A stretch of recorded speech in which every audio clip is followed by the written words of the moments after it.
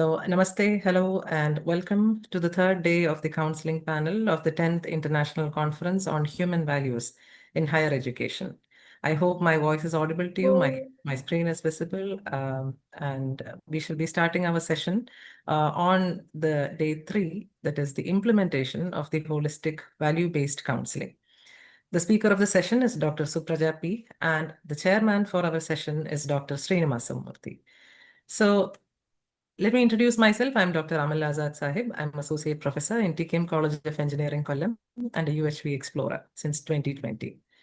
We shall begin this seminar by introducing the chairperson of our session, Professor S. Srinivasa Murthy, Director, Institute of Public Enterprise, Hyderabad. Professor S. Srinivasa Murthy is currently a Professor of Finance and Director, Institute of Public Enterprise Hyderabad, holding a master's degree in commerce from Sri Venkateshwara University and master's degree in international business from Pondicherry University. He also holds UGC JRF for his doctorate degree in finance from University of Madras. He brings nearly 3 decades of experience in teaching, academic administration, research, training, and consultancy at IP since his date of joining the institute as a faculty member in 1994.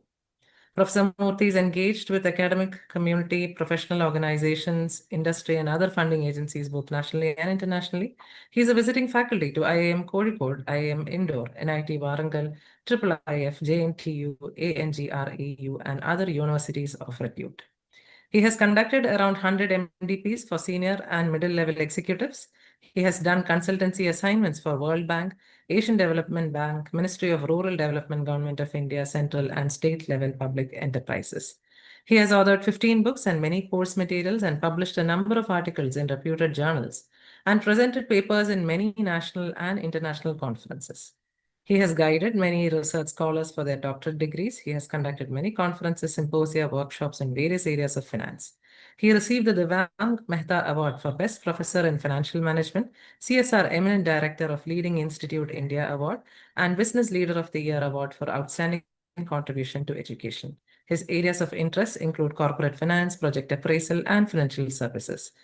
With a lot of gratitude and appreciation, we invite and welcome you to this session of our counseling panel, sir, to the 10th ICHVHE. Namaste and welcome, sir.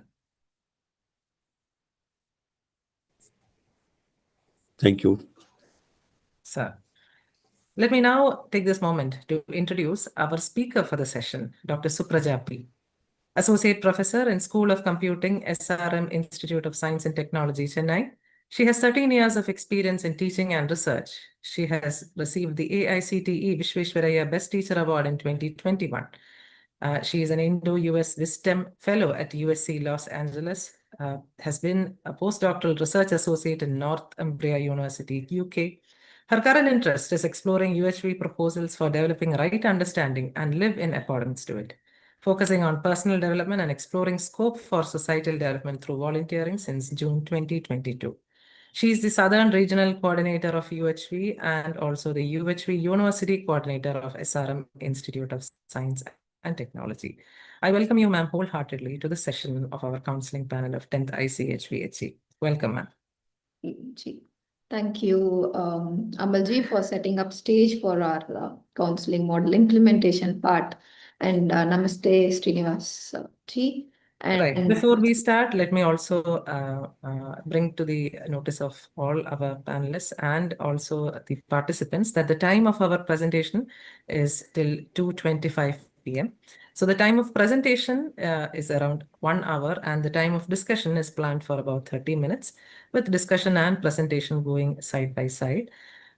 We request that any questions or any queries may be raised by typing in the chat box or by raising your hands so that in between we can pause for discussion during the presentation is going on. Once again, welcome you all for this counseling session and let me warmly welcome Dr. Supraja P to start our presentation. Ma'am. Thank you, Amalji. Thank you so much. Amalji, hope I'm audible. Yes, you are audible. And the screen is also visible? Yes, it's visible, but you have to share your slide, Didi. So let's.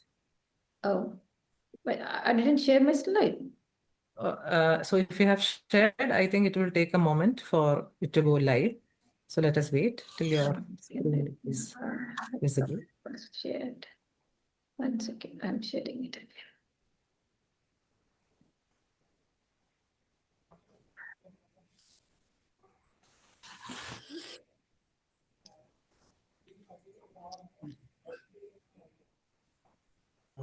Amalji, what about now? Not yet. Not yet shared.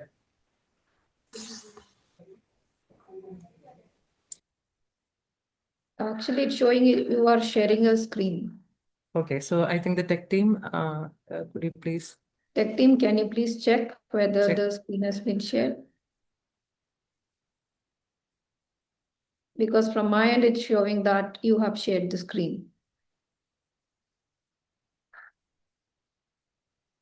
Banisha ji is mentioning that it is visible for her. Can some audience please confirm? Yes, now it is. Yes, now it is done. Now it is done, Yes, Didi. now it is done. Yes. Perfect. Okay. Yes, ma'am. You may please start. Thank you so much. So today we being the third day of the talk on a holistic value-based approach to the counseling, empowering the youth to unlock their full potential. So previously in the day one, we have talked about the SWOT analysis of the youth and the counseling models. And yesterday in the day two, we had a discussion for the vision part, the vision for holistic value-based counseling model. And today, the day three, we will be talking about the implementation part of UHV-based counseling model. So in this, we will be discussing more about the 10-step structure, which we have framed in this counseling HVBC, which is founded based on acceptance, understanding, and practice framework.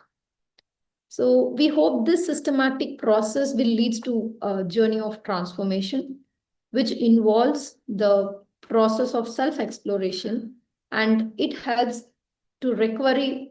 It helps the recovery of the individual in a very holistic manner. So this approach promised to transform unfulfilled human beings currently who are a source of the problem will be an asset for our society. So with this note, in this session, in this today's session, in the implementation part, we talk about the counseling in the reference of 4 stages of internal state of the youth. So we will start with that part. Then we will talk about the 10-step sequence of acceptance, understanding, and practice of this HVC model, this holistic value-based counseling model. And then we will also look into the future scope of this proposed model. And we will also discuss about what are the resource materials available in detail.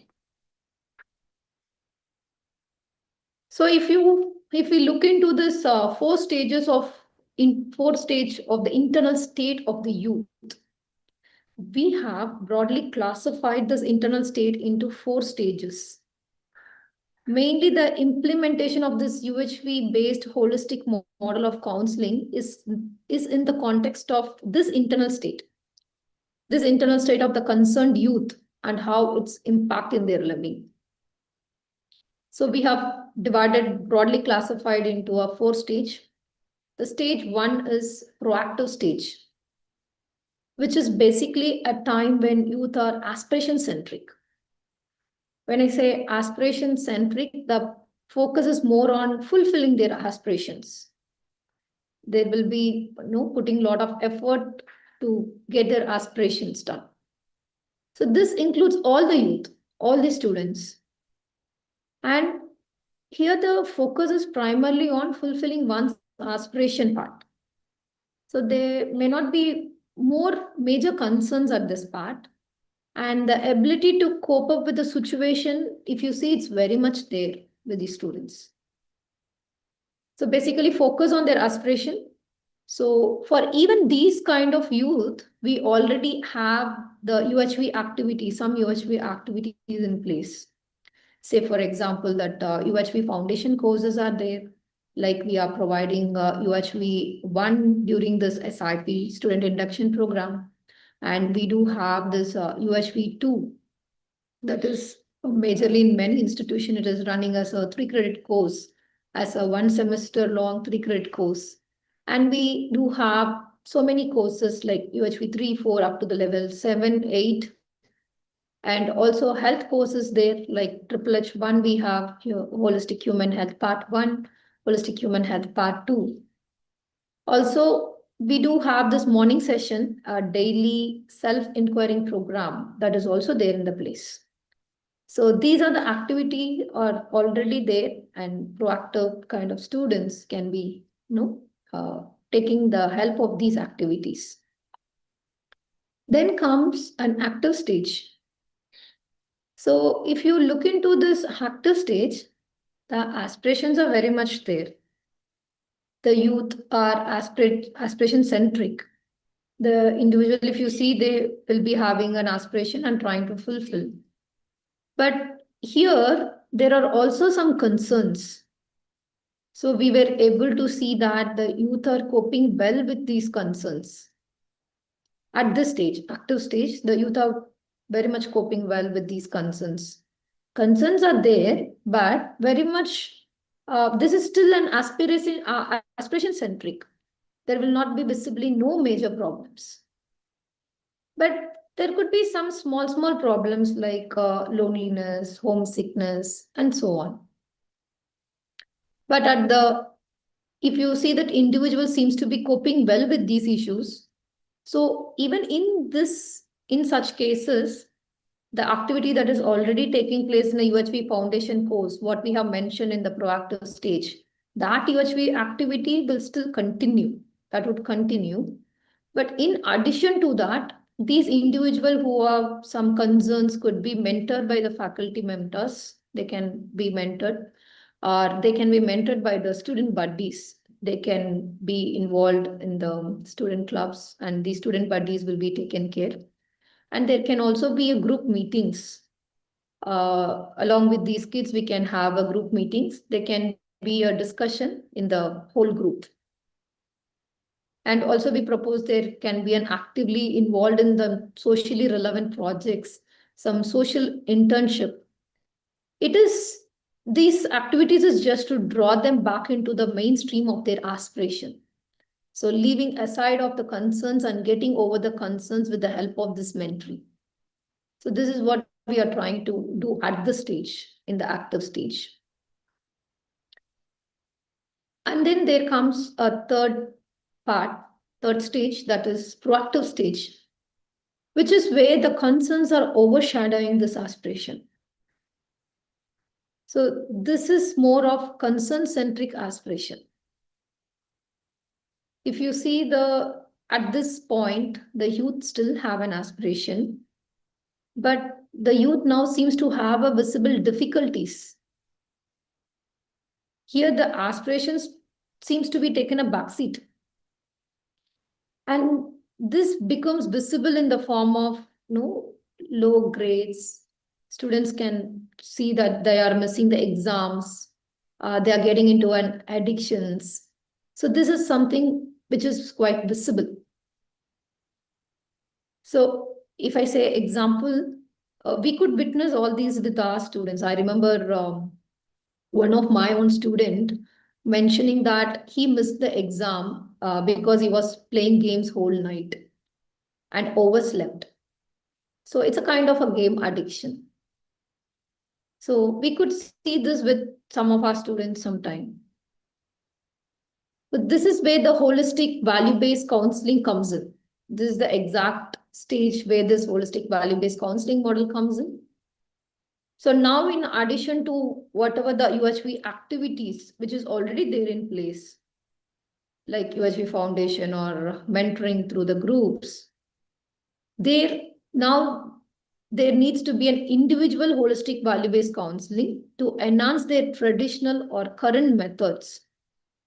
Or this can also be a standalone method by itself. It can complement the current method, or it can also be a standalone method by itself. So this is where we propose this model at post-active stage. And there is a reactive stage, and this is the stage of concerns and crisis. Here, if we see the concerns are overpowered, the individual, that he or she is in a state, it is in a crisis state of severe instability.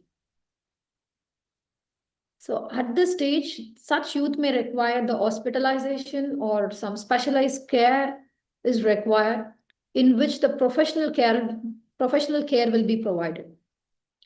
Medication can also be given if required, hospitalization or some kind of residential institutional care can be provided as needed to manage the immediately we need to manage the situation for a temporary time. So there we are proposed to take it to institutional care. Say for example of some self-harming attempts to suicide attempts. Then after this reactive state, once that is clear, then they can go back to the program as what we proposed at the post-active state, which means this individual holistic value-based counseling plus the foundation courses.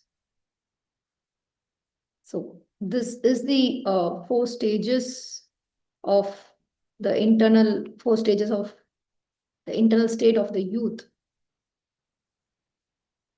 So I just pass here to check if there is any question at this point. We can have a discussion or any Right, suggestions. ma'am. Right. So we'll pause at this point to take any questions, any queries, any observations, any comments from our participant side to Dr. Suprajana.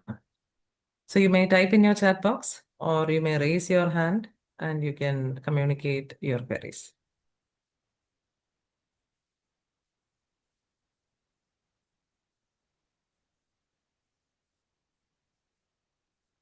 Participants may raise your hand. Yeah, So that ma'am, we could see one hand rise from Komal Malhotra. yes, Ma'am, yeah, please. yes. So Good afternoon, ma'am. I am Komal Merutra. Am I audible? Yes, sir, you're audible. Please go ahead. I am from the KIET deemed to be university at Ghaziabad, and we achieved the university status very recently on the 12th of November. The order has come from UGC. Very So, nice. my major point is in the active zone, in the when the student is under the aspiration centric concern. Hmm. So, when faculty mentoring sessions are happening, my observation has been that many of our own faculty members, they are not trained maybe as a psychological counselor, or uh, the majority of the discussion is happening that your marks are low, your attendance is poor. Majority of the mentoring is happening around this, rather than giving them any real inputs about the, say, how to progress in their career, or really what contribution can they make to the society if they progress in this particular direction. That is a major concern as far as I can notice. Very true. What you are telling is what the gap we are trying to fill. As you mentioned, everybody knows there is a problem, but we need to know the direction. So, as you mentioned, we are trying to finding the resolution within. So the direction to be clear for faculty, only then the faculty mentor can be a help for a student. So that is what we are trying to propose here. So how this faculty to develop oneself with the proposal, understanding and living by it, how they can be a help for being a mentor for the students. That is important. What you have brought in is very important, sir. The faculty has to be trained. So we have a proposal that all the faculty members who are going to be a mentor for the students should go through this UHV program, and special training can also be given for the faculties, especially who is working on this counseling model. That is what we are planning to give it as a proposal for all the institutions, sir. Okay, ma'am. Thank you. Thank you. Thank you, sir. Yes, as sir mentioned, We Yes. all know that there is a problem that, but what kind of direction that we're gonna give for the students is more important. Thank you, sir. Thank you so much for bringing in that.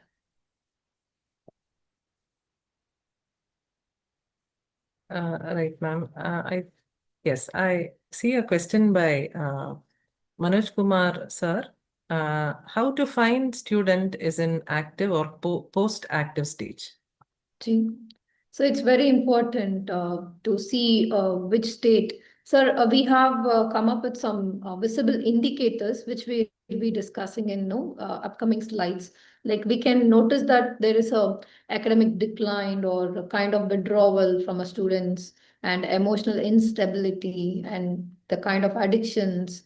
So that there are some red flags we have indicating in the upcoming slide. I hope I'm just going to be in that slide, very next slide, sir. They will be discussing it.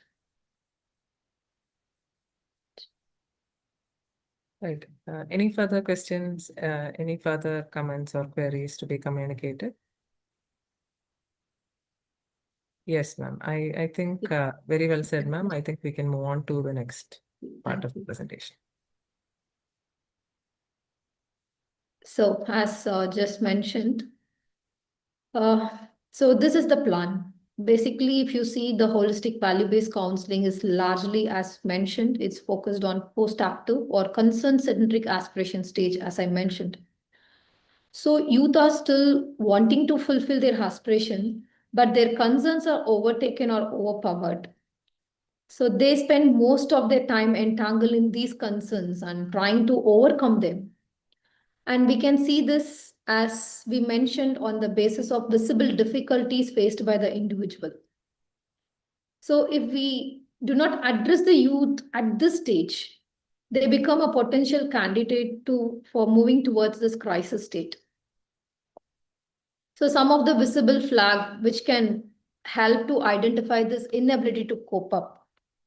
Say it could be academic issues like irregularity in attendance, low grades, inability to manage the study load, or inability to complete the projects on time, missing exams, malpractice in exams, and so on.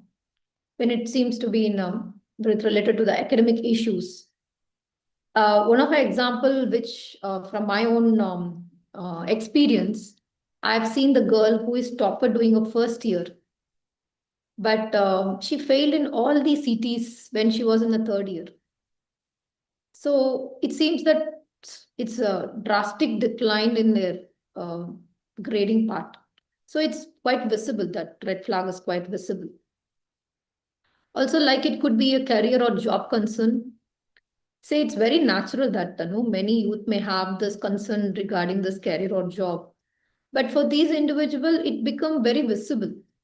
They were like preoccupation with the anxiety about my future prospects. So in fact, one of my students told me that he's aiming for a very high paid job. But he mentioned that the job should not have any work. So he's not ready to put any efforts. So such kind of career thoughts will be there. And it could also be about the relationship issues where individual may have the feeling of isolation, the inability to socialize. Example, I remember one student asked me about the assignment question which I shared in my class. When I asked him, why can't you check with your fellow friend in the class? Then he mentioned, ma'am, I don't know anybody in this class. And he was a second year student. Past 1 year, he was there in that class. But he said he don't know anybody in the class. Some of his friends were there in the next class. So there is a isolation. So some may be stuck in this boyfriend, girlfriend issues or family conflicts. Even a loss of a family member are not able to come out of it. Could be the possibility. And non-suicidal self-injuries, they are often a serious matter to be looked into. Very often it is with the feeling of anger directed towards oneself. So trying to relieve an emotional pain or anger through the injuries in the body, and then a cause of low self-esteem, anxiety, depression, addiction, suicidal thoughts. All of these comes under the purview of post-active consent-centric aspiration stage. This is where we are trying to address through this HVC model. So before we move on to the implementation part, let me talk about how this is structured. In the implementation, when it comes to the implementation, this value-based holistic model of counseling, it has been formulated as a 10-step structure based on AUP framework, where this A stands for acceptance, U stands for understanding, and the P stands for practice. So this sequence can guide the youth to move from deluded self, that is one that living with the preconditions motivated by the pleasure from the sensation, and shifting to the pure self, having this acceptance, feelings, thoughts, and the behavior being guided by the higher activity of realization, understanding, and contemplation within. So this is the sequence, how we are going to guide the youth moving from the deluded self to the pure self. We will talk little more detail about this when it's come to the 10-step structure. So this systematic process offers a journey of transformation that involves self-exploration, and this facilitates a recovery in a very holistic manner, empowering individuals to navigate the challenge and rediscover the path to fulfilling life.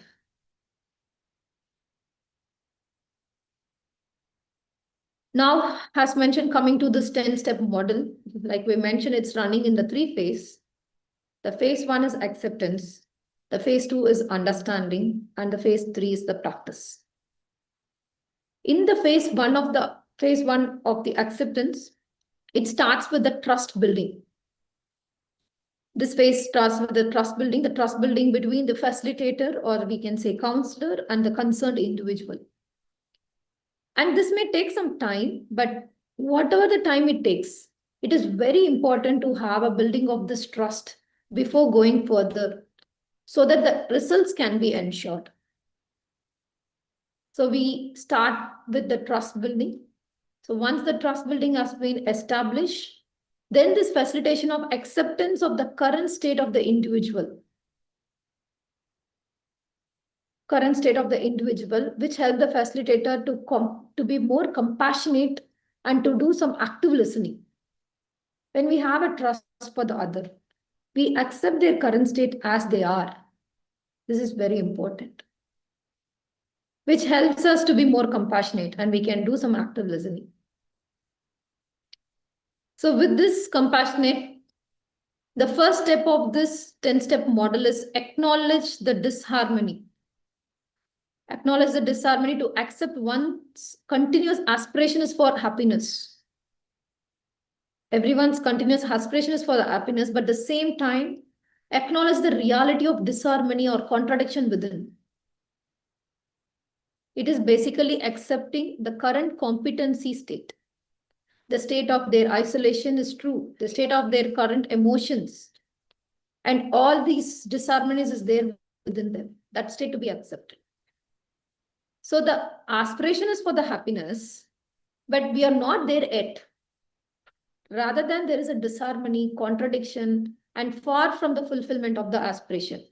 And the indicating points that have been obtained from the UHV content is accepting the gap between what I really want to be and currently what I am. So this is the first step, acknowledging the disharmony. So if you see in the second step of the phase 1 of the acceptance, it is about the identifying the basis of imagination. It is about identifying the basis of our imagination. Yesterday we talked about imagination, the activities of the imagination going on in the self.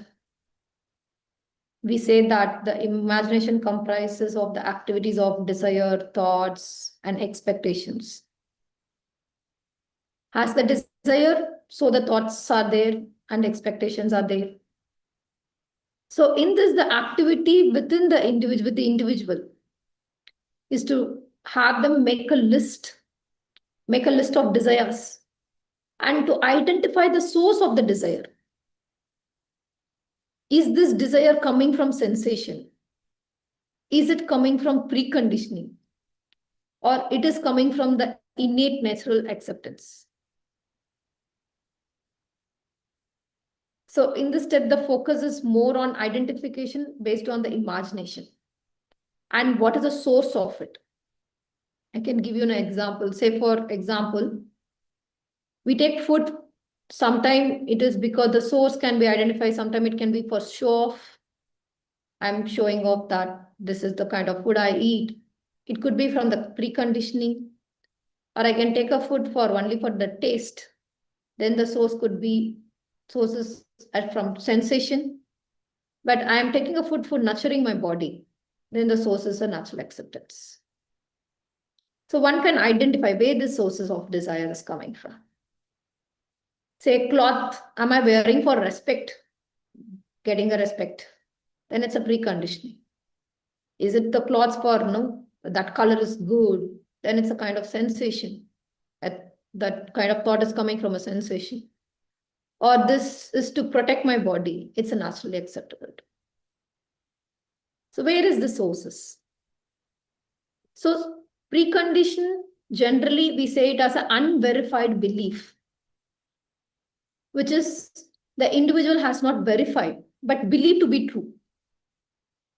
When we say the cloth is for the respect, let's check for ourselves. We have not verified it. It's a belief, and we accepted it to be true. And similarly, if you see sensation, the desire stems from getting a pleasure out of the 5 sense organs of the body. Like just mentioned, through the tasty food, we are trying to derive that happiness. And then, of course, this innate natural acceptance, which we also discussed yesterday, which we referred even in the yesterday's discussion. So these are some ways where we can analyze the source of the desire. And the individual is able to see which one leads to excitement, which one is temporary, and which one leads to happiness or state of harmony with it. So now individual can able to check. If I go with the preconditioning and sensation, it is an excitement or it is a state of harmony and continuous. And which of these seems to have a possibility of sustaining of continuous happiness. So that one can able to identify in the step 2. So in the step 3 of phase 1, we propose verifying the feeling on the basis of natural acceptance. So one can resolve the inner conflict by asking the question, is the feeling that I have at this moment naturally acceptable to me? And what is my state with this feeling? Harmony or disharmony? Comfortable or uncomfortable? So when I have a kind of opposition with me, I can check, is this naturally acceptable to me or not?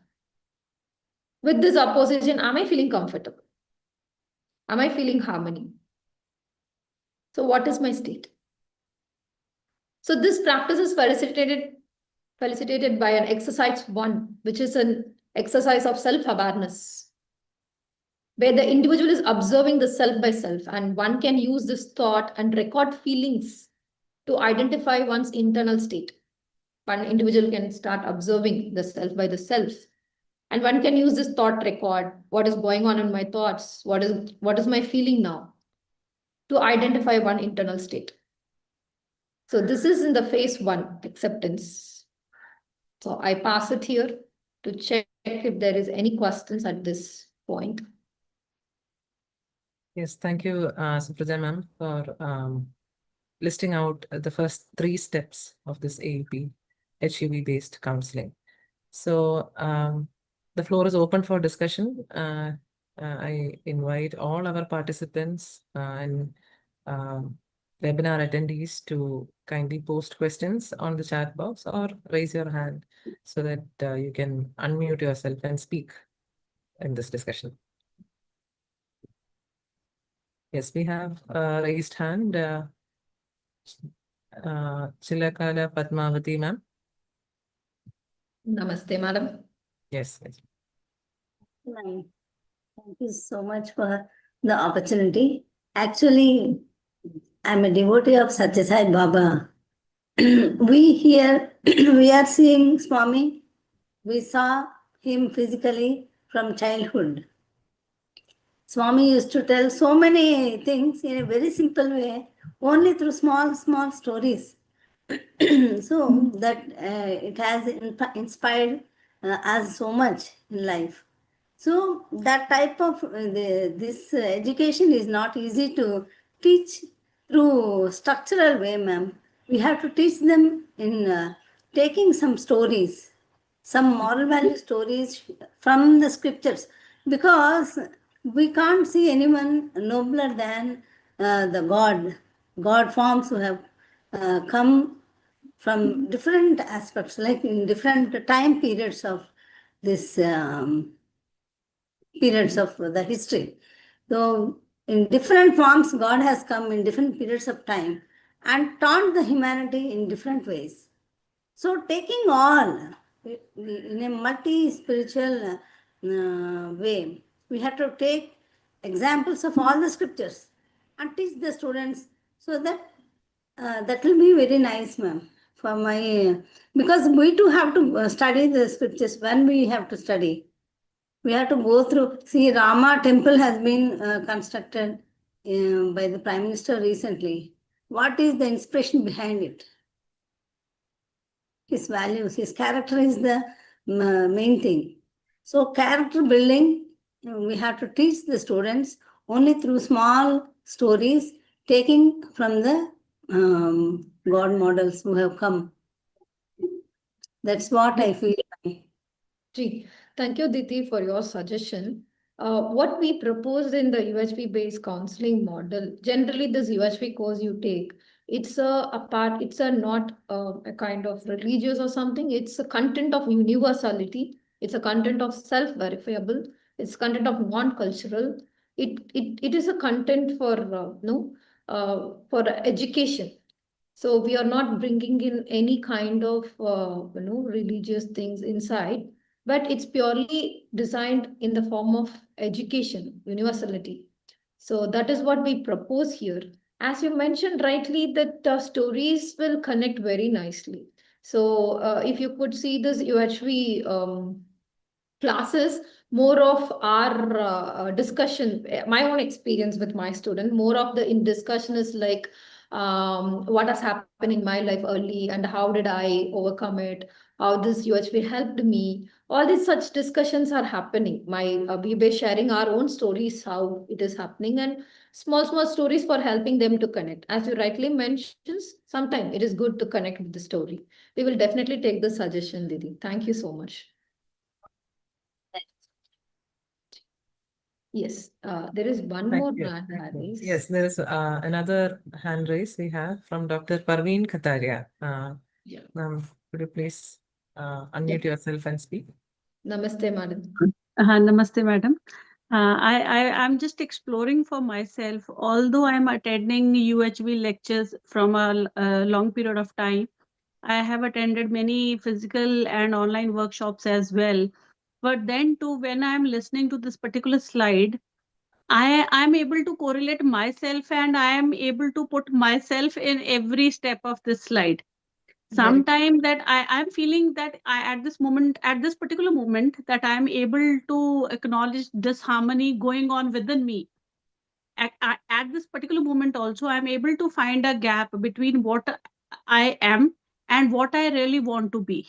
And actually, rather than taking it for my students, sometimes actually we get disturbed in the family or due to one or the other reason. Some reasons are in our control, some reasons are beyond our control.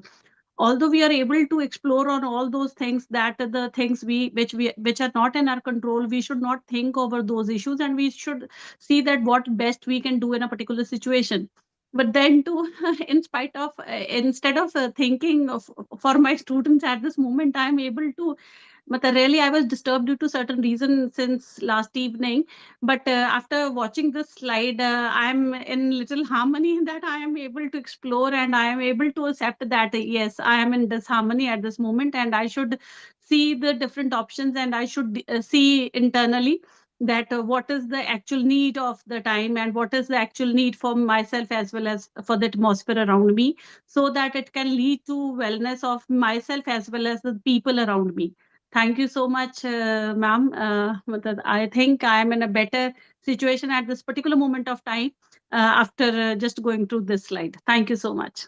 Yes, that's a wonderful sharing, Praveen ma'am. Because as you mentioned, it's not just for a student. When we go through this process, it's basically for us. And we can be a help for a student.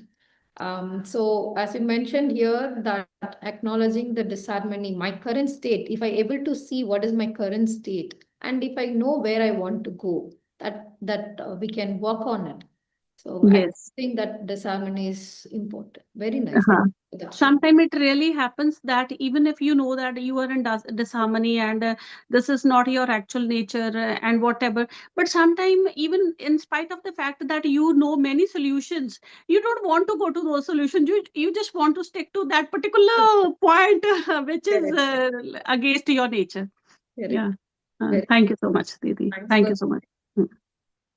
Thank you, Parveen ma'am and Supraja ma'am for that nice discussion. We have some question in the Q&A box, ma'am. So can I go Yes, over yes, one Anuj, question? please go ahead. Yes, this question by Mr. Abhijit Pralhadrao Dowle, sir. So the question is, what counseling strategies are most effective in reducing suicidal ideation among students? And what preventive measures can institutions adopt to reduce student suicides? Very nice question. Very nice and very important question. As we mentioned, we are not touching this crisis state at this juncture. Once the immediate solution is required, but as sir mentioned, when there is a thought, we try to understand the root of it. Student has taken this decision is not just because of no a kind of what is the root cause behind this. This is a kind of symptoms which is showing outside. This is a surface level symptoms, but the root cause of it is important. So if you could find out that student, some of the red flag which has been given, these are the no a few things which was quite visible. If you're not addressing at that point, then it will become no worse, that we can see that student getting into the crisis situation. So it is important for us to address the student that in a post-active stage is very important, so that they won't get into the suicidal no that reactive stage. So at this stage, we are trying to address them in an individual manner. Right. Thank you, ma'am, for that nice answer. Another question from Dr. Shilpa Rana, ma'am from Himachal Pradesh. I would like a clarification on, in real life counseling sessions with time constraints, how feasible is it to guide a person through all three steps, acknowledging disharmony, identifying basis of imagination, and verifying feelings without overwhelming them? What man's concerns is very genuine with the less timing. Yes. But what we propose is a holistic approach. So this is going to be a complement thing for every existing therapies. Anyway, we are trying to give a therapies and other models, but we are just here, we are trying to find the gap and where we need to fulfill. And what we propose is a holistic solution. And in fact, it's a resolution, not a solution for that one particular problem or event. Student may come for a counseling for a one small event. And sometimes even as a counselor, I've been a counselor for my students for past 4 years, university counselor. But what I could see is whenever there comes up with some problem, based on my experience, I'll just give some kind of a solution and do some basic like active listening.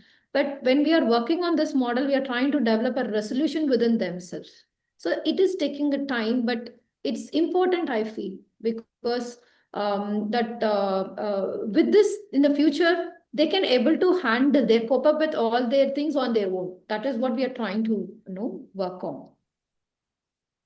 Hope I made it clear. Right. Nice, ma'am. Ma'am, we have another hand raise from Dr. Dasarathi Sahu, ma'am. I think we can have this as a last question because we need all right. We'll take up this later on. questions later also. Yes, this one question we can visit. So, Dr. Dasarathi Sahu, kindly unmute yourself and you may speak.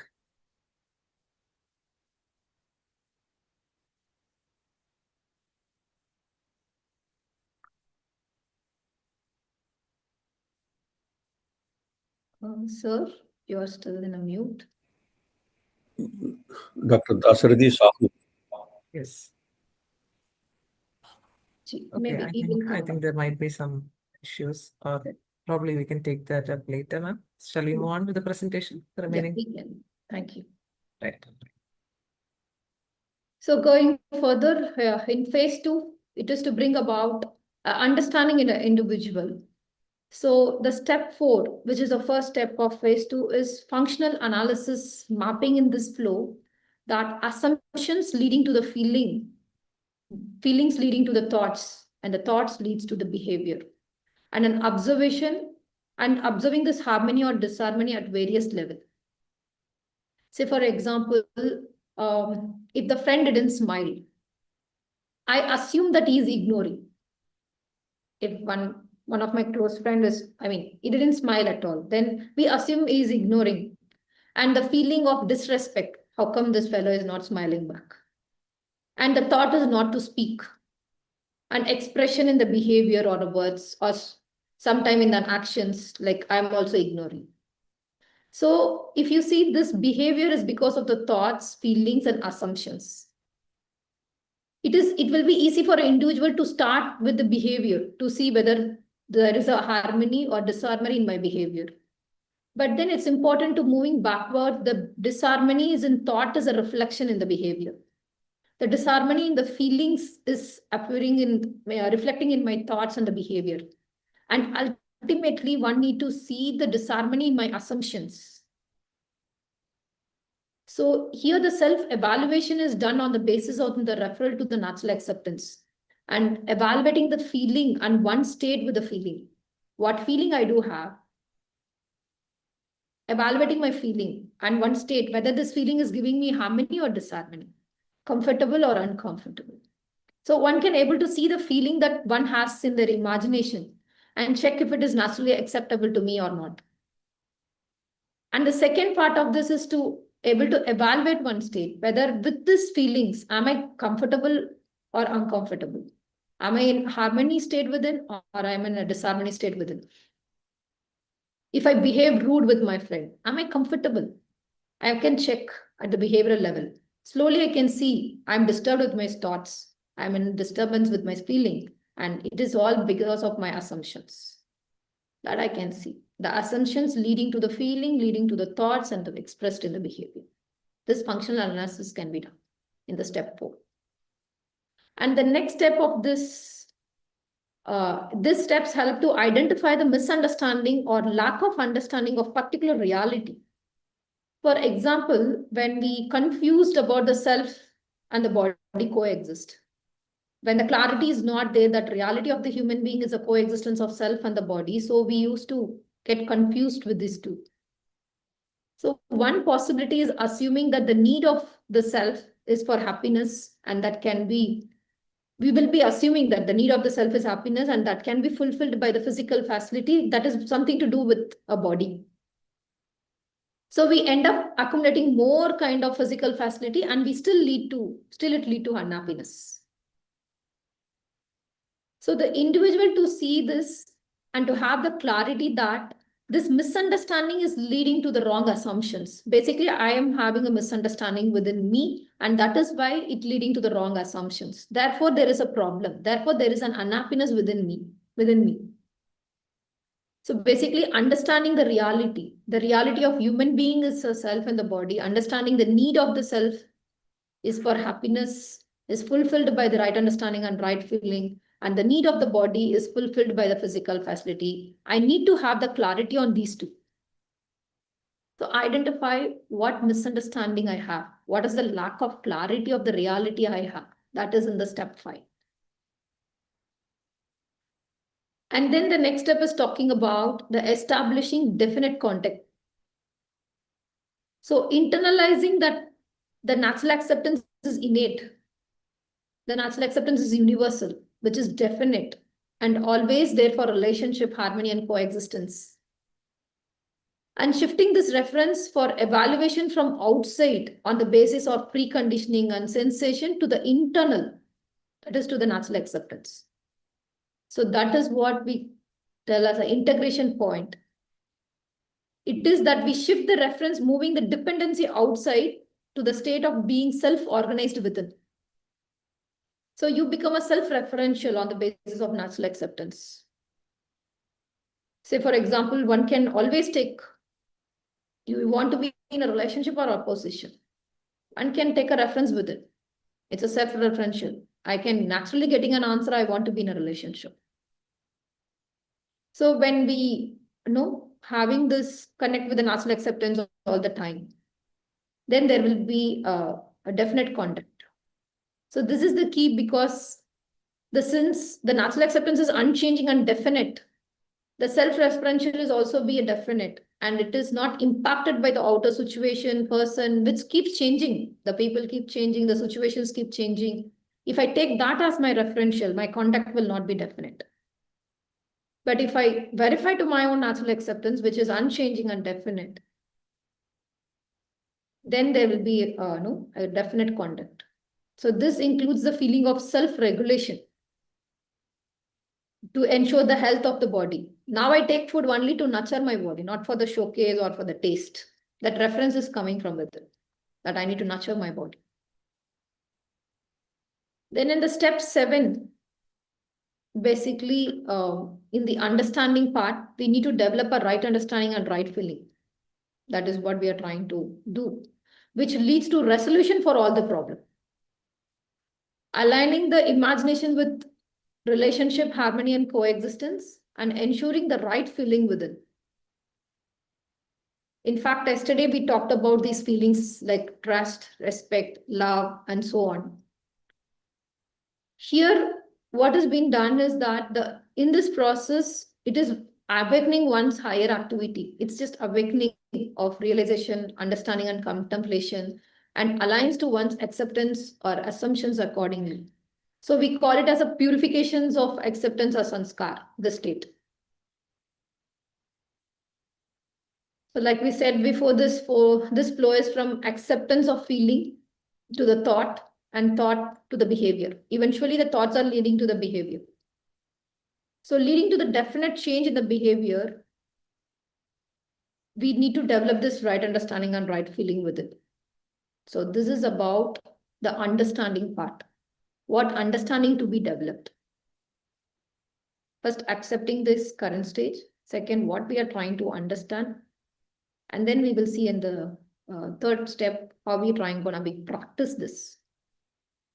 Yes. So any questions in this phase 2 understanding part? I could see Ranganathan ji has raised hands, Amal ji. Yes, ma'am. So, Ranganathan ji, you can unmute yourself and speak. Can you listen to me? Yes, Ji, you're audible. namaste, sir. I have put the how are you, madam? I have put the question in the chat box, madam. Ji. We will check. Ranganathan ji.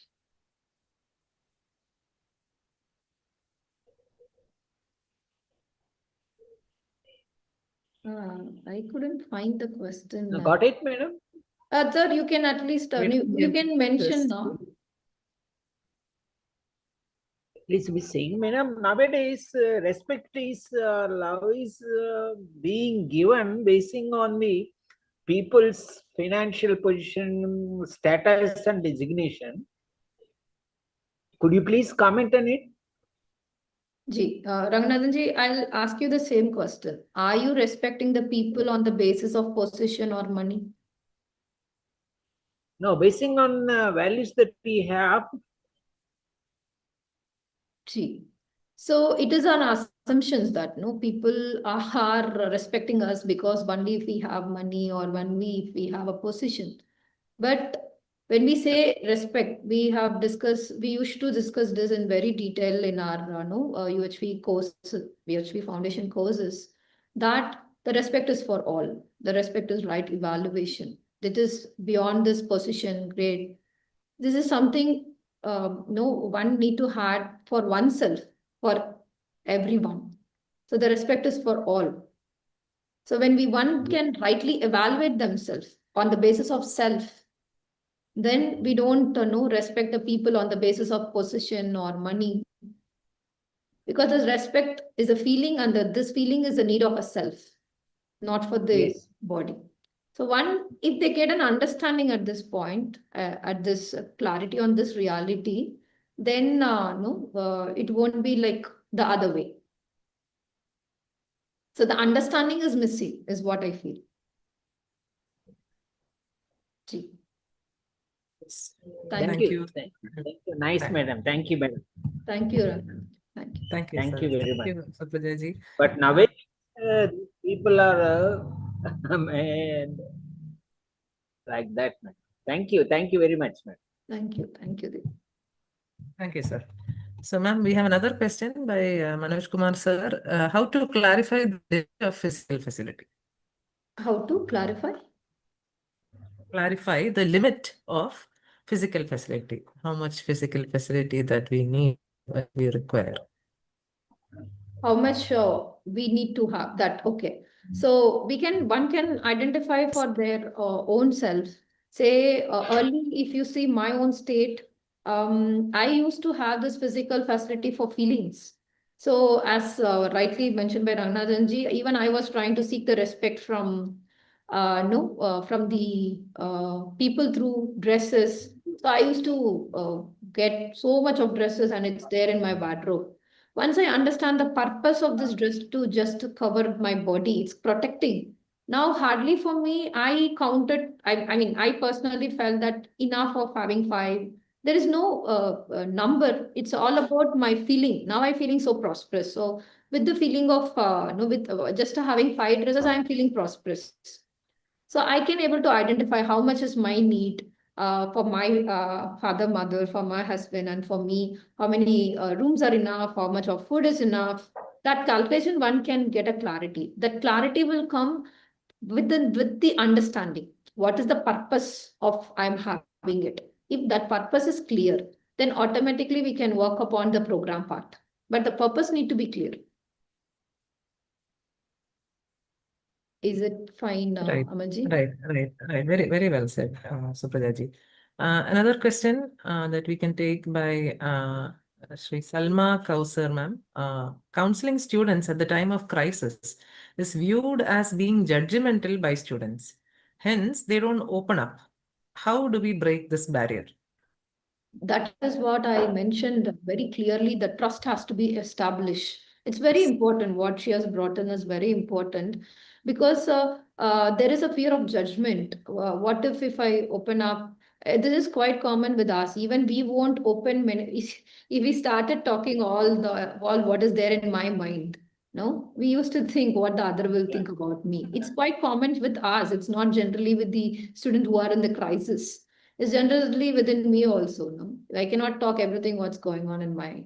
So we need to develop the trust, helping them that we are here to help. That will take some time, but it is very important step to build the rapport, build the trust. And if they start seeing that you are talking to them with the feelings, you are not going to judge them, you are there to help, definitely that student will open up. But that thing has to exhibit through your feelings, through your thoughts, and through your behavior. It has to exhibit only that the student will have a space to come forward. We have to create that space for a student. Yes, right, Subraja ma'am. I think you have really said it well. In fact, I would like to add on that it is actually our responsibility as a facilitator, whoever we are, either a mentor or a teacher or a good friend or a good family member who is close to the person in concern, to use our right understanding to look at the situation, look at the condition of the person, and then use our right understanding to explore this case or situation. So it is definitely by taking or by taking the other into relationship, building trust, and through which we can be able to explore all these values in detail one by one. Thank you, Supraja ji. Ji. So another question: how challenging is it to implement UHV in today's era of hyper social media influence among youth? Yeah, it's very important question. I could say Yes, that the social media it influence is is there challenging.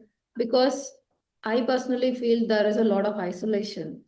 Now we have become a kind of independent families, and lot of students were not able to know what they want to do. See, we ourselves, there was a physical connect early in the classroom teaching also. Now we are ourselves pushing them to go with the pedagogies and have connected with the mobiles, all their entertainment, ordering the food, everything is dependent. This is more, the world is fastly moving into this digital era. The physical connect is missing. So there is an influence, but once they see which is more important, these no this small excitement happen through this digital will definitely come down. By developing the right understanding and right feeling, these smaller things will settle down. So we need to focus on the holistic part. So the challenge is there because it is not because they have, it is also our responsibility. We are the one who gave that kind of technologies to them. So again, it's our responsibility to work on this part. The technology can be used for the right purpose. If we show them the direction, then we can know same technology were used for developing this right understanding. So the direction is not clear now what to do. They are not aware of what to do part. So if that is clear, then it will be, it is challenging, but it is important. Yes, yes. I think we can take one more last question, Supraja madam, Yes, before this moving could be on. the As last one a that we can yes, cover. the last one question. As a mentor or counselor, are we going to follow the counseling skill sets already established, or do we have separate skill sets based on UHV? Yeah, what we are trying to say here is developing one's understanding is important. To be a counselor, I need to have a clarity.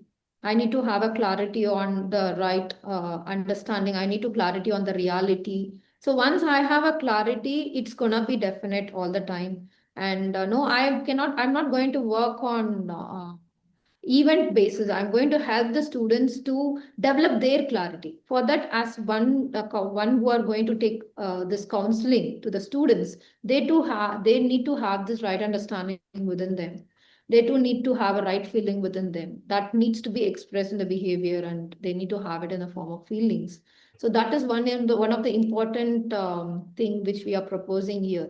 So at the UHV course should be gone through, and we are also trying to develop some special training for this UHV value-based counseling model trainers. We are coming up with the structural courses, so one can attend those kind of workshop and develop oneself as a UHV-based counselor. That possibilities we are looking into. Right, right. All right, Supraja ma'am. I think we can take the remaining at another pausing moment. I request you to please continue with your presentation. Thank you, Amalji. So I'm taking it further. We come to the phase 3, which is the practice part. So having the information and trying it as a part, having the information and trying it out in a practice, these are two different things. So information is there with us in the form of proposal, and the practice is important. The practice may take long time, and the result may seem in different individual and a different rate. The experience which we've seen from the morning session has shown that there has been a lot of change in the state of harmony within on the basis of the practice of observation, self-awareness of one's own imagination. So in this practice part, we involve this experiential validation of whatever the learning have been. So applying this right understanding and right feeling in the daily life and observe the outcomes. So the outcome of, we could see while we applying this right understanding and right feeling, we could able to see that the mutual happiness is a natural outcome while we interacting with the other.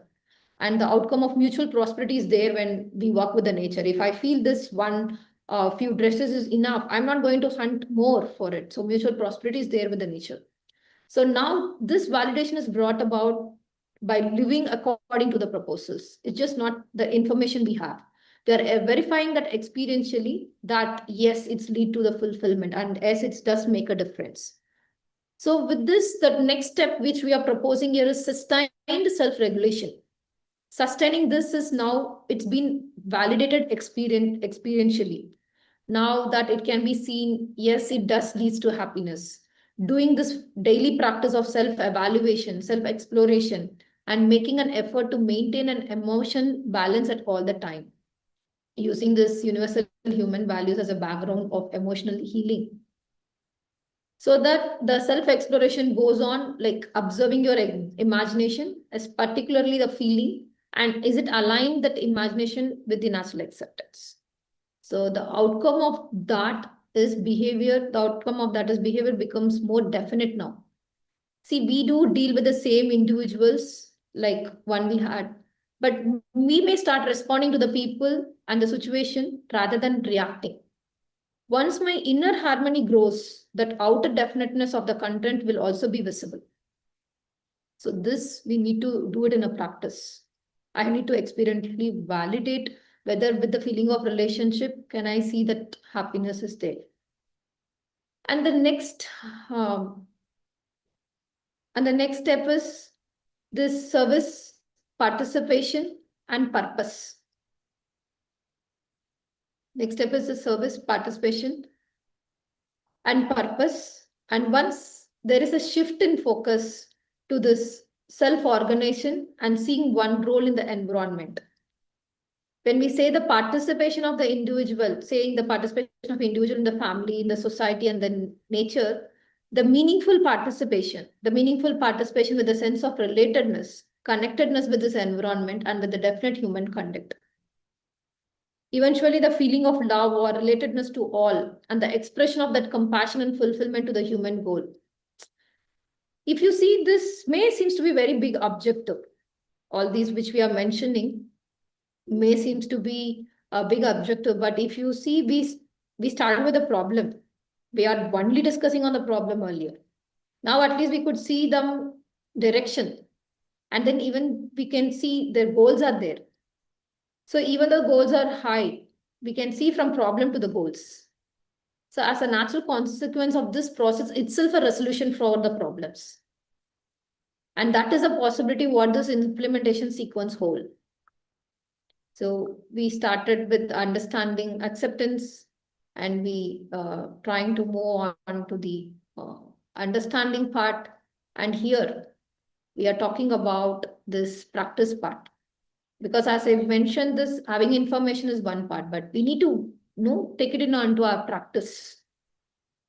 Is it really giving me, I can experientially validate.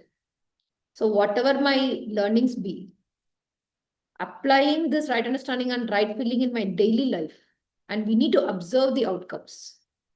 When I am trying to be in a relationship, is it giving a harmony within me? And is it helping the other also to have that happiness? So this one need to verify and bring it in a practice. So this is the 10-step model which we are proposing. So for further, some steps can be, one is that holistic value-based counseling model of therapy can be tried in various collaborating institutions with the help of the prepared facilitators and counselors. So several individuals can be exposed to it, and we planning to collect some feedbacks on the trials can be taken. That feedback can be analyzed, synthesized, and then the model can be refined. What we propose here is a base model, but still we need to do a lot of work. There is a lot of scope for the future work, and future research and studies can also be done on the basis of this model. Amalji, due to the time constraint, I'll go further and then we will pass for the further questions. Sure. Yes. So the key UHV content is that referenced in the implementation.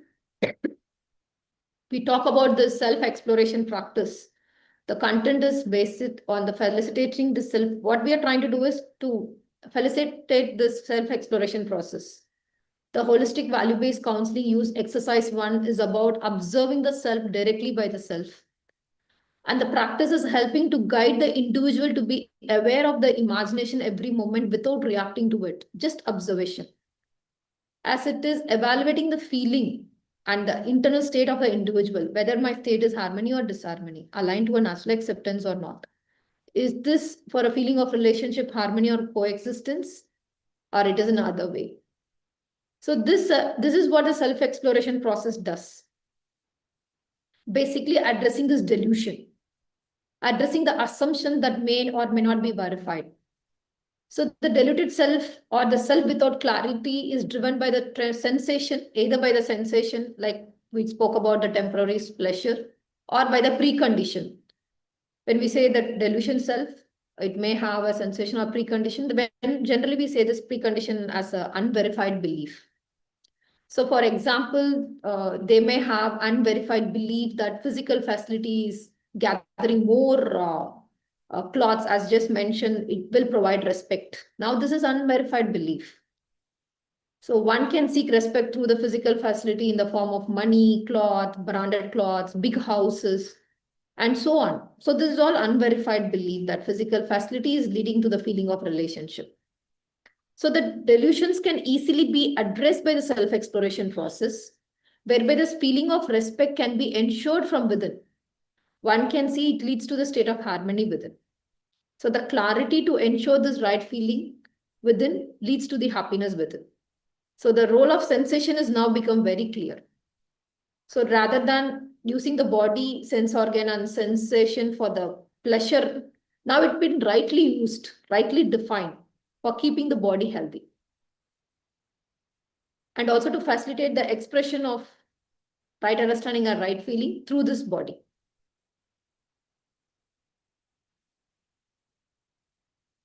So UHV resource material is also freely available in all the forms like ebooks, online recording courses. One can always go check the website uhv.org.in and you can get these materials. And this is some supportive practice. Holistic health practice is one of the things that can also be supportive. Now, even though the issues may be in the mind, but to maintain the body as an effective and efficient instrument of self for expressing or doing whatever the need to be done by the self. The self must ensure the supportive practice to keep the body healthy.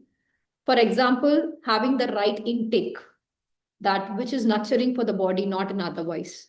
Having the daily routine in sync with a circadian rhythm or day-night cycle, which involves like early rising, exposure to the gentle early morning sunlight, having a meal at appropriate time, appropriate bedtime, and so on. And also incorporating a daily physical exercise like labor exercise, use the posture, breath regulation for keeping the body in harmony.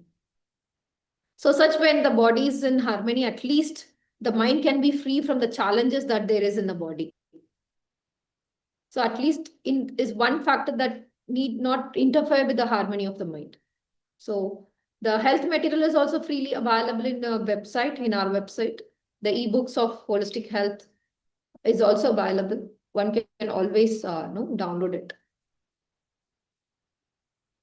So if you look into the fundamental root cause of the problem, which we see in the youth today, this HBC provides the clarity that problem is because of the problem is a result from the lack of understanding of reality. That is why the problem exists. Say, for example, the lack of clarity of human being as a coexistence of self and the body, and the assumptions that human being is just a body. The assumptions that one need of a happiness can be fulfilled by the physical facility. These are the assumptions which we have. The confusing that need of the self is continuous happiness with the need of the body, which requires the physical facility. So the need of the self, which is for continuous happiness, gets confused with the need of the body. So when confusion is there, the youth start believing that if they accumulate more physical facility like money, gadgets, branded cloth, or no living in certain lifestyle, but there is no real effort made to fulfill the self, which needs a happiness to ensure the harmony within. So this naturally leads to a unhappy self. There comes anger, anxiety, sadness, depression, and other form of mental health. So in reality, no matter how much of a physical facility one accumulates, the need of the self remain unfulfilled because the self is not looking for a physiochemical pleasure. So this misunderstanding is very much visible now. This is just one example we are trying to bring. So similarly, few more examples like clarity, lack of clarity that ensuring right feeling in oneself leads to happiness, and that trying to get the right feeling from other human being. For example, many times you try to get a respect from other through this external means. Like I just mentioned, acquiring this branded cloth or gadgets or projecting certain image. But we need to understand it only draws a temporary attention and often even trigger the jealousy in other, not the respect. Similarly, expecting the feeling of trust, affection from other human being rather than ensuring it one for themselves. We need to have the trust, have the respect within us for everyone. So in oneself, without aware that the continuity of happiness can be ensured only when we have right feeling is ensured oneself, not to be something to be demand from the outside. We are seeking for respect from outside. It is something to have within. So a further misunderstanding related to the confusion of pleasurable sensation through the body with happiness. For instance, youth may confusing the lust for a body of other human being with the feeling of love. There is a confusion on this. Or they may seek happiness from the tasty food, entertainment, or other sensory pleasures. While sensation provide only a temporary excitement, doesn't lead to the sustained happiness. In fact, the over dependency on the sensation often result in disharmony or ill health in the body, like overeating, addictions, possibilities there. And another lack of understanding is evaluating oneself and the other, primarily on the basis of body appearance, skin color, age, height, weight. So assuming oneself and other as a body. So that evaluating oneself on the basis of the bodily characteristics and comparing these with the characteristics of other.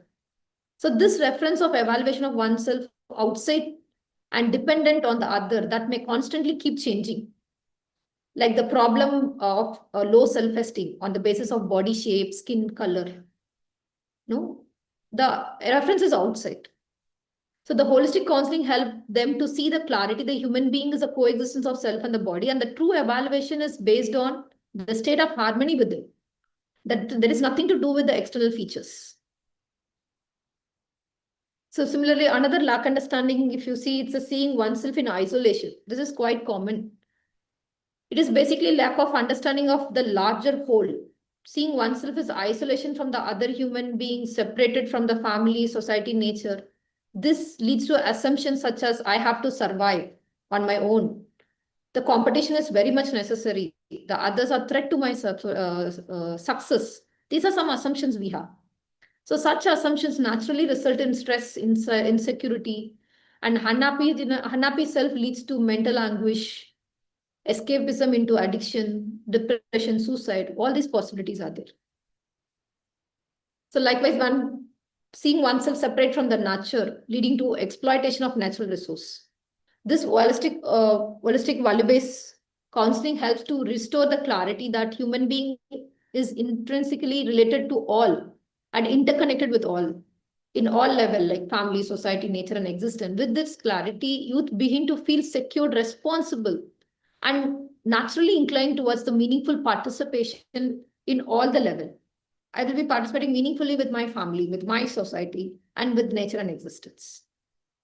So these are some of the example which we want to help one to understand the basic problems as because of the lack of understanding. So this is what I want to mention. So before we move to the summary part, we can open this platform for a discussion of question, and also Amalji, over to you for taking an input from the guest. Didi, can we continue and lastly take the summary or the observations from our chairperson, and then use the remaining time for the discussion part, because we are already at 6. 6. So- GDD, we can go with the guest part, and then if any few questions are there, we can address and then proceed with the summary. All right, all right.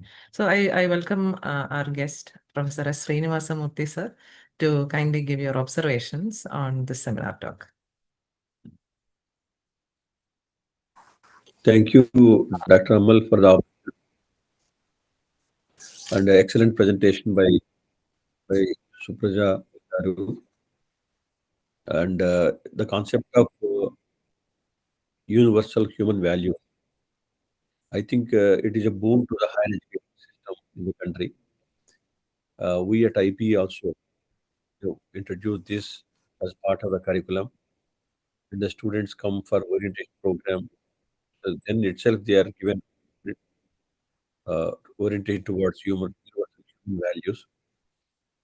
And the current generation students are influenced by the technology and a lack of relationship, in the sense now the parents are busy, they are not able to spend time with the children. So as they grow up, it becomes the responsibility of the teachers as mentors. So what we have done is that for every 10 to 12 students, we have identified a faculty as a mentor, as a mentor.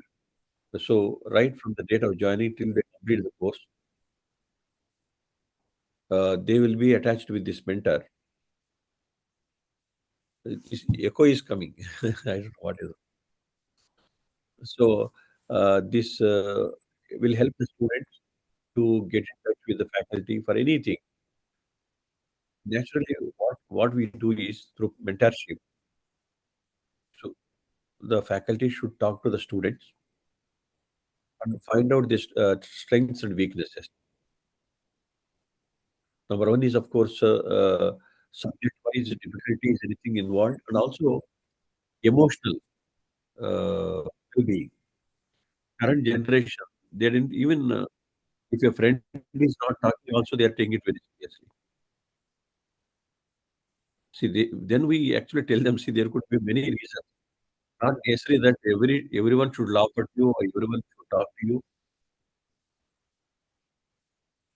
And we counsel them that, okay, it is, you talk to the people, and also if there is misunderstanding is there, you can clarify that. Also, when they form into groups for discussion purposes, academic discussion purpose, that will also make them good friends. And also, value system, we tell the students in the beginning itself that, so there are 4 important people in the society which we should highly respect. Matru Devo Bhava, Mother, Pitru Devo Bhava, father, Acharya Devo Bhava, teacher, and Achiti Devo Bhava. Yes, these 4 are equal to God. So whether we have seen the God or not, but at least we are seeing the representatives of the gods amongst us. So first of all, they should know how to treat their parents well, how to respect their teachers, and also how to respect the guests, not only at office but also in personal life. So this actual value system will give them holistic approach to life and great humility amongst them. And after all, the purpose of education is to bring humility in the human beings and also have inclusivity. See, is an era of collaboration. It's not a competitive era. When India is emerging as already it is 4th largest economy, And by 2047, what we say, Viksit Bharat, India want to become third largest economy. Naturally, we require strong students, not only strong in subject and skill set, and also emotionally strong students. Yeah, in that context, universal human values play a greater role without giving any reference to religion, caste, community. What is the purpose of life for an individual and how he can actually gel well with the colleagues, how he will be useful to his family, how he will be finally useful to the society. So that way, universal human value as a concept is a great wonder in the higher education system. Madam Supraja has actually made excellent presentation on the concept. Uh, we have to tell the students the values like gratitude, patience, right, sharing culture, and also should not have qualities like jealousy, ego, or these things. Overall health depends upon emotional health. So, what are the various ways we can strengthen the body, even mind, in all positive thoughts? So, universal human value provide that basic foundation for all these things. So, I compliment Madam Supraja Garu for doing great work, and also thank you, Dr. Amal, for giving this opportunity. I'm sure the entire group is benefited. About 188 people are there. So, yeah, the concept of universal human values should not only be implemented in the institutions, it should go to the personal level also in the families also. Because it is the human being, whether he is a director or faculty or manager, he is also there in the family in the role of father, brother, right, mm, son. So the value system should relate to the personal life also. A person who is good as an individual will also prove himself as a good leader. For example, Mr. Narayan Murthy, a great human being, he has brought culture of corporate governance, highly respected. We have also seen cases where greedy people, because of their greediness, their organizations have collapsed. So it is a value system which is essential not only for the individual, for the family, for the society, for the enterprise they work. And we are talking about Vasudhaiva Kutumbakam, right? Entire globe is a family. So naturally, as the name indicates, universal human values, it applies to everybody across the globe. I think more and more popularity, like Madam Praja was telling, spending more time with students. In fact, our Institute of Public Enterprise, we also appointed a counselor, student counselor for emotional issues and things. But more than that, if there is any such case, we actually as an institution, we tackle that. Director, dean, faculty, mentor, we call them, counsel them, we ask the parents to come there, discuss with parents, and provide the most happiest solution. Sometimes students will come with a because that they want to discontinue studies just because your friend roommate is not talking, classmate is not talking, right? So in all such cases, we bring the collective wisdom, we show empathy to the people, so that no, if you resolve that, then they come back. Yes, sir, we are happy now. We want to consider. So that advice at that point of time is very important.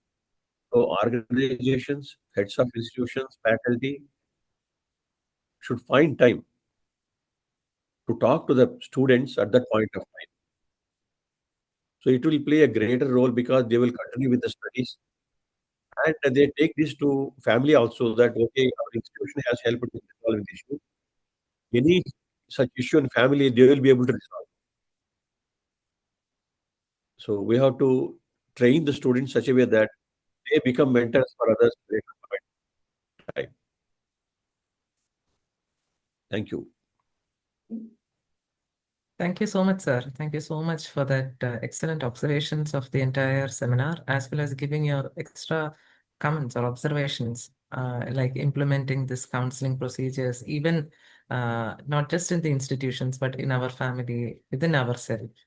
And also about giving the focus to spending the right amount of time with students and whoever the person is in question. Thank you so much, Srinivasamurthy sir, for that insightful observations that you have given us. Thank you. Thank you. Supraja ma'am. Thank you, Dr. Amal. Thank you. Thank you. Thank you. Very nice meeting you.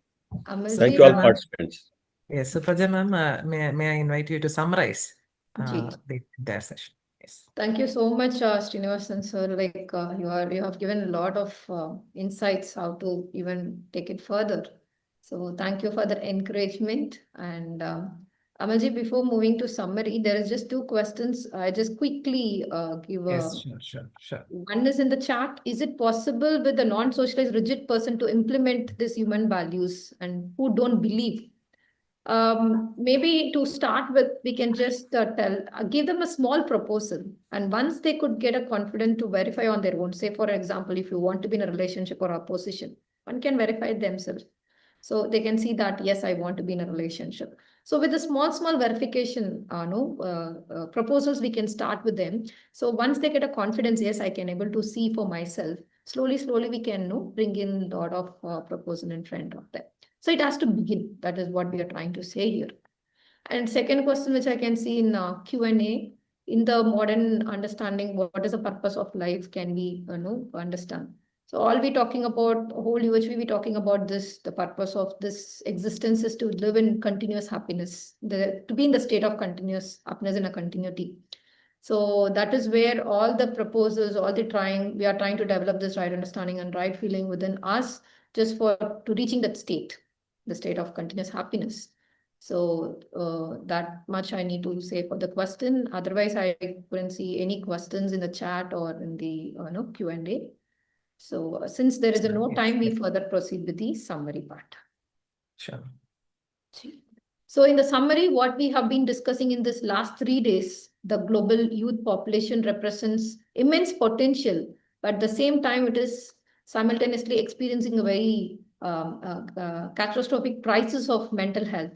And the suicide ranks among the top causes of the adolescent health, which is largely driven by internal disharmony and the stress.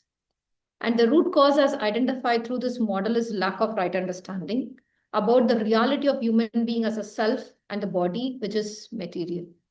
So the reality of interconnectedness of the human being with its environment, family, society, nature, and existence, that the clarity that human being is not in isolation, there is an interconnectedness and interdependentness, and the clarity about the purpose of human being. So this also been discussed. So the current counseling model or therapy may be largely focused on symptoms or behavioral modification, and the risk is superficial change, where we fail to locate the missing realities, which is the root cause of the problem. So therefore, this holistic value-based counseling model provides a necessary framework for bridging the gap between what I really want to be and what I am, and ensuring the harmony at all these levels, at the level of self, body, environment. So it's a very holistic program. And the 10-step implementation sequence, which is utilized, acceptance, understanding, and practice, what we call it as an AUP framework. This can be a guide to the youth through the self-exploration, not only towards resolving their problem, but also towards this inner transformation with the fulfillment of their aspiration in the direction of true purpose. And this HPC model promised to transform this unfulfilled human being who is currently a source of the problem for himself and also for the other, can be transformed into an asset for our society. So this is what is hope with this approach. And like I said, more research, more studies can be done on this, and one can we can always refine this model as and when required. So this much I need to share it with you all. Thank you, everyone. Namaste. Thank you, Supraja ji, for that very meaningful and enriching seminar that you have given us. So we have completed the 3-day session for our counseling panel, where on day one, we have started with the SWOT analysis of the current youth at the present day stage, and also the current counseling models that are available. On day two, we have presented the vision for the HBC model that we are trying to implement.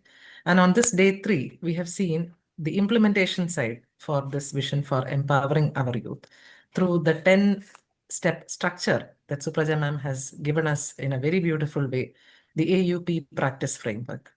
So with this, we are envisaging that we can take this model and implement it along with the existing models that are available today through our collaborating institutions, wherein we can refine this process even further. I thank Supraja ji for that excellent presentation.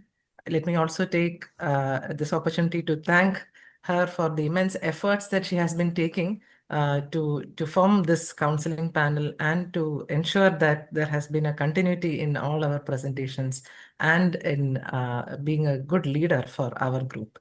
Thank you, Supraja ma'am. I take this opportunity again to thank our chairperson, Srinivasa sir, for his support that he has provided and for the very good observations that you have made about this seminar.